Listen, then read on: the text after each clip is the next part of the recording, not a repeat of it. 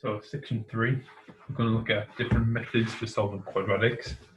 I'm hoping you've seen all these at GCSE.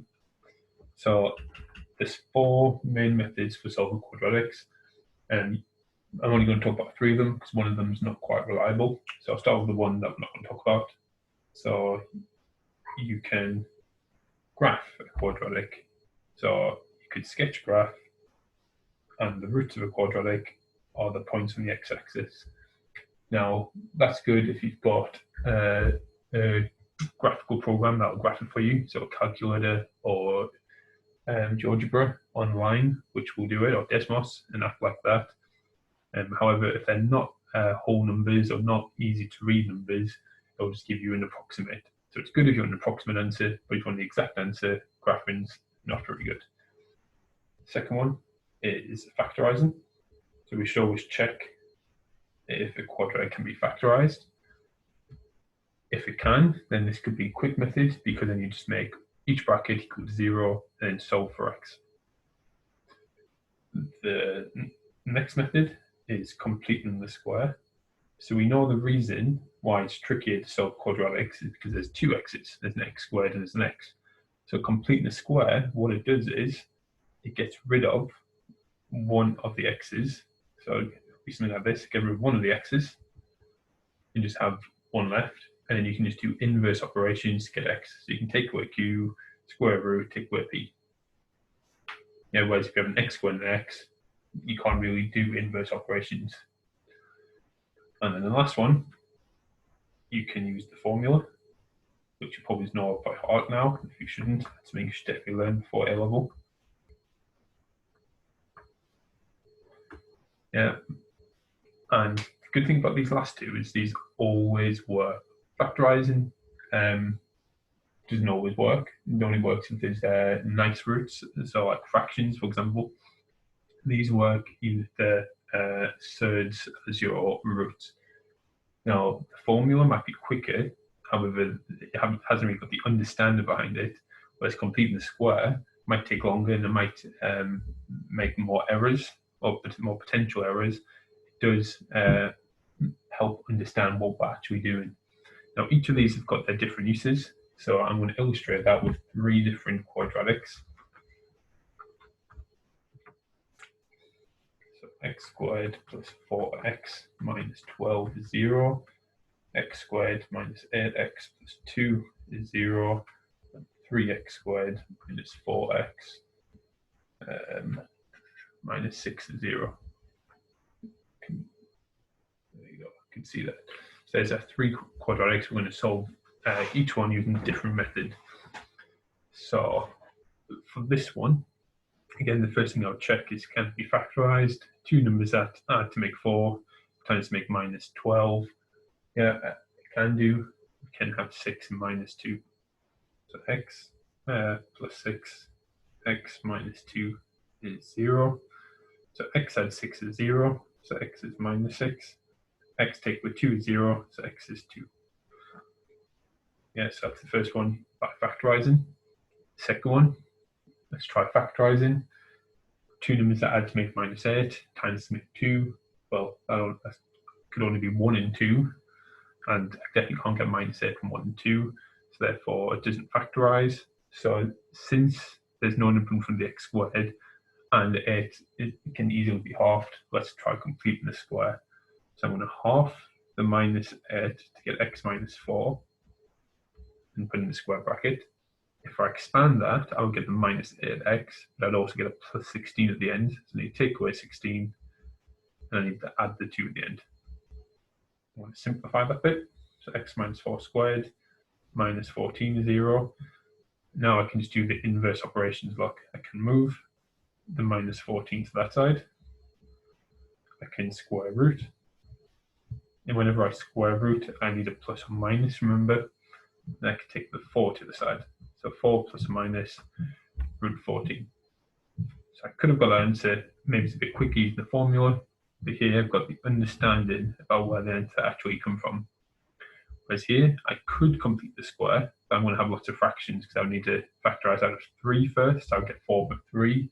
I'll then need to half that to get 2/3. I'll then need to square that to get 4 over 9, etc., etc. So this way, it might be quick using the formula or equally complete the square. So if I use the formula, here's 3, b's minus 4, c's minus 6. So we have minus b, so 4, plus or minus square root b squared, so 16. Take away 4 times 3 times minus 6. That's going to be plus 4 times 3 is 12 times 6 is 78 over 2 times 8, 2 times 3 is 6. So 4 plus or minus, that's 88, that's 94 over 6. 94, can that be simplified? Sure can. Apparently can't. Let's just double check it. 16 plus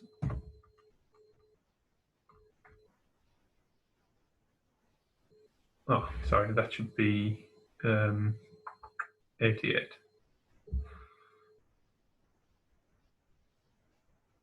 So this final answer should be 88. That should be 72. 6 times 12, 72, not 78. What was I thinking? So we've got that. Now, root 88 can definitely be simplified into, well, that's 4 times 22. So root 4 is 2, so it's 2 roots 22 over 6. And I can factorize out a 2 from the top, and it will cancel out a 2 from the bottom. So 2 plus or minus root 22 over 3. Yeah. Now I'm just going to, before I finish, just show you how you could do that other one by completing the square.